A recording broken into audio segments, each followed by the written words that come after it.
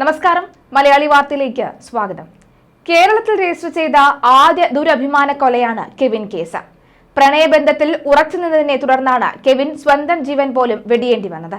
കെവിന്റെ പ്രണയിനിയായിരുന്ന നീനുവിനെയും മറക്കാനാവില്ല ആർക്കും.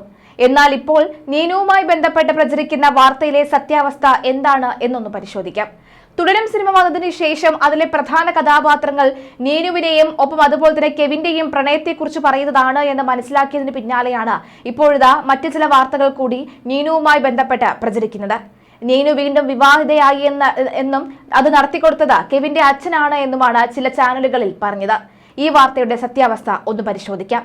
കേസിലെ പ്രതികൾക്ക് ഇരട്ട ജീവപര്യന്തം തടവാണ് കോടതി വിധിച്ചത്. 2018 മെയ്യിലായിരുന്നു കേസിനാസ്പദമായ കൊല നടന്നത്.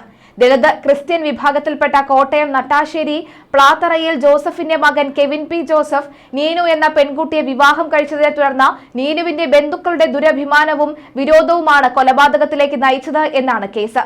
താഴ്ന്ന ജാതിയിൽപ്പെട്ട കെവിനെ വിവാഹം കഴിച്ചാൽ കുടുംബത്തിന് അപമാനമുണ്ടാകുമെന്ന നീനുവിന്റെ സഹോദരനും ഒന്നാം പ്രതിയുമായ സാനു ചാക്കോയുടെ വാട്സ്ആപ്പ് സന്ദേശം പ്രോസിക്യൂഷൻ തെളിവായി കോടതിയിൽ ഹാജരാക്കിയിരുന്നു. നീനുവിനെ വിവാഹം ചെയ്തത് നൽകാമെന്ന് അച്ഛൻ ചാക്കോ ഒത്തുതീർപ്പ് ചർച്ചയിൽ കെവിനോട് പറഞ്ഞിരുന്നുവെന്നും അതുകൊണ്ട് ദുരഭിമാന കൊലപാതകം അല്ലെന്നും പ്രതിഭാഗം കോടതിയിൽ വാദിച്ചിരുന്നു. കെവിനൊപ്പം പ്രതികൾ തട്ടിക്കൊണ്ടുപോയ അനീഷിനായിരുന്നു മുഖ്യ സാക്ഷി. നിയാസ് ഫോണിൽ വിളിച്ച് കൊല്ലുമെന്ന് ഭീഷണിപ്പെടുത്തിയതായി കെവിൻ പറഞ്ഞിരുന്നു എന്ന നീനുവിന്റെ മൊഴിയാണ് കേസിൽ നിർണായകമായ വഴിത്തിരിവായത്. കെവിന്റെ മരണശേഷം കെവിന്റെ വീട്ടിൽ തന്നെ താമസിച്ചിരുന്ന നീനു പിന്നീട് ജോലിക്കായി ബാംഗ്ലൂരിലേക്ക് പോയി. ഇപ്പോൾ അവിടെയാണ് താമസം. അതിനിടയിൽ നീനു വീണ്ടും വിവാഹിതയായെന്നും വയനാട് സ്വദേശിയാണ് വിവാഹം കഴിച്ചത് എന്നുമൊക്കെയാണ് സൈബർ ഇടങ്ങളിലെ ചർച്ച. കെവിന്റെ പിതാവ് തന്നെയാണ് മുൻകൈയെടുത്ത വിവാഹം നടത്തിയത് എന്നുമൊക്കെയാണ് പ്രചരണം. വിവാഹം നടത്തിയത് നന്നായെന്നും ജീവിതകാലം മുഴുവൻ നീനു ഒറ്റയ്ക്ക് കഴിയേണ്ടതല്ല എന്നും ഒക്കെയാണ് പ്രതികരണവുമായി നാട്ടുകാരും സോഷ്യൽ മീഡിയയും രംഗത്ത് വരുന്നത്. എന്നാൽ ഈ വാർത്തയുടെ സത്യാവസ്ഥ അന്വേഷിച്ചപ്പോൾ നീനു വിവാഹിതയായിട്ടില്ലെന്നാണ് അറിയുന്നത്. കോട്ടയം സ്വദേശിയായ കെവിന്റെ പിതാവ് ജോസഫിനും ഇക്കാര്യം അറിയില്ല എന്നാണ് പറയുന്നത്.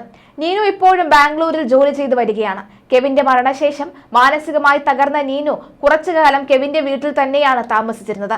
സ്വന്തം വീട്ടിലേക്ക് തിരിച്ചു വരുന്നിരുന്നില്ല എന്നാണ് മനസ്സിലായത്. ഒറ്റയ്ക്ക് ജീവിക്കാൻ തുടങ്ങിയതോടുകൂടിയാണ് ജോലി ആവശ്യമായി വന്നതും. ഇതോടെ ബാംഗ്ലൂരിൽ IT മേഖലയിൽ ജോലി ചെയ്തു വരികയാണ് നീനു. പ്രചരിക്കുന്ന വാർത്തയിൽ ഒട്ടും സത്യമില്ലെന്നാണ് നീനുവിനെ അടുത്തറിയുന്നവർ പറയുന്നത്. 2018 മെയ് 28-നാണ് കെവിനെ കൊല്ലപ്പെട്ട നിലയിൽ പുനലൂരിലും സമീപം ചാലിക്കര ആറ്റിലും കണ്ടെത്തിയത്. നീനുവിന്റെ പിതാവ് ചാക്കോ, സഹോദരൻ ഷാനു ചാക്കോ എന്നിവർ ഉൾപ്പെടെ 14 പേരായിരുന്നു പ്രതികൾ. 2018 മെയ് 27-നാണ് വീട് ആക്രമിച്ച കെവിനെയും ബന്ധു അനീഷിനെയും 13-അംഗ അക്രമി സംഘം 2 കാറുകളിലായി തട്ടിക്കൊണ്ടുപോയത്.